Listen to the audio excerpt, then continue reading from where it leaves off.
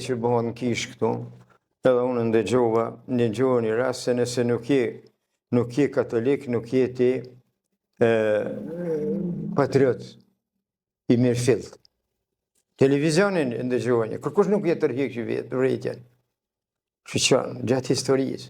Çfarë feje ka pas Skënderbeu o burr?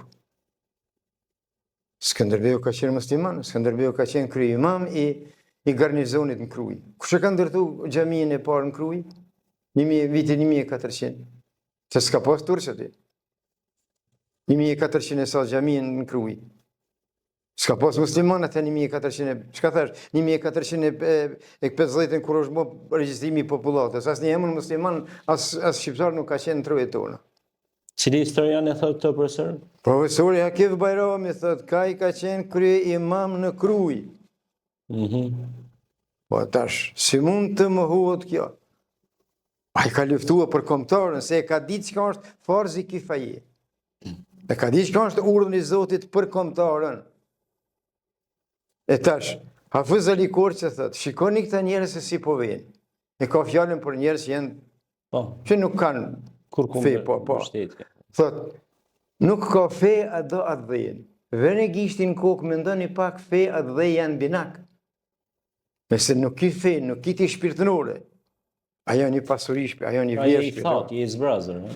Pa sigurisht ti do të mund materialja.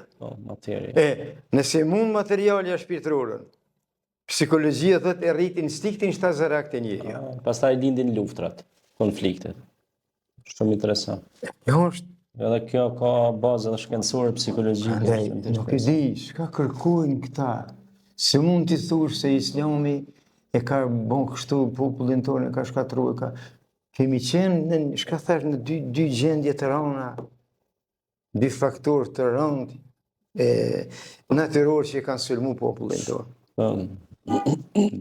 Pandemia edhe tërmit. Se sa kur ka mendime që ka pas edhe asteroid që kanë godit këtu ulpianën. Fatkeqësi natyrore njëri. Ka fakte arkeologjike. Po është ajo, si është e mundën, po gjatë luftës së fundit, kur që ka dhënë provimin historikisht, provimin solidar si kur shqiptarët me zveti. Kanë shku katundit tonë, me ndimu, një qetër. Në shpe kanë pranu në për shpijet vete për katolik, për shembull, dhe kam rastin të Prizrenit, shkanë kjo, katundi i Prizrenit. Korisha. Korisha ka shku në katund, në Korish, jenë strehue, te katolik, me ushqim, edhe ju kanë afru edhe mundësi, kush falit qef, i kanë hek fotografit, për portretet e ndryshme kishtare, po që këni mund të faleni. Kjo është, kërkun në botë nuk ka. Po mirë, po në luftën e funit, kush e dha provimin ma shumë se Hoxha në Zenullahu? Kush e dha provimin, kush e dha sakrificën më të madhe me vedije? Hoxha në Zenullahu në Koshare. A e ka ditë që ka është ka dheu, ka ditë që ka është populli, kombëtarja.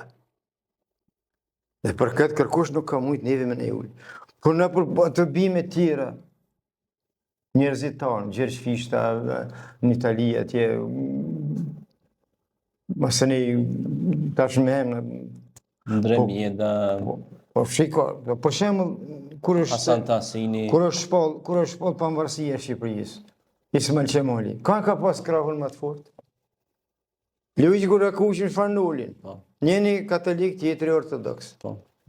Kush, njerëzit e mdhenj? A vetë emrin Ismail, dhe më thonë vetë musliman. Vetë musliman, po. Shka pas problem, e kanë qu për para... Po me këta do të mburremi ni, jo të fyhemi ni. Po në dëgjoj, po shoni fyhemi, po për në të dyonve, po ma pak musliman, po një e lezoj, njeni i kishte fyh shumë, jeni Kriqali, Sërbo, Filo, Ruso, e thirë në telefon. O djaljo, dikun, anës pes kështë.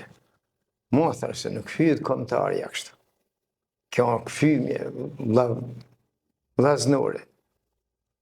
Faleminderit, profesor, thëtë më një herë thë kam të rjekë. Si është e mundëm? Po edhe ju si profesor, gjithë jetën jeni të obliguar të edukoni nxënësit e shthurur, apo jo?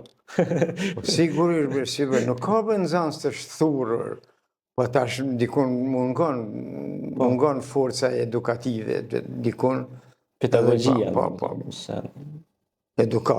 edukata si faktori më i fuqishëm.